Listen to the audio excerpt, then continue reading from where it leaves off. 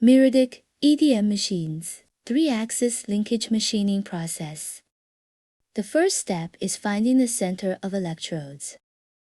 It is more convenient to start from the y-axis. Zero the y-axis after contact with centering beads.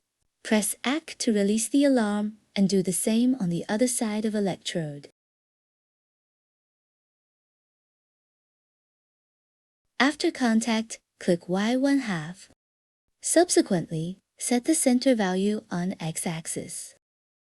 Enter the radius of the centering bead. Pay attention to distinguish between positive and negative directions. Then find the z-axis center. 0. The z-axis coordinates after contact. Click the coordinate memory after that. Click Set Coordinate Values. Press E and move the XY axis to the starting position according to the drawing.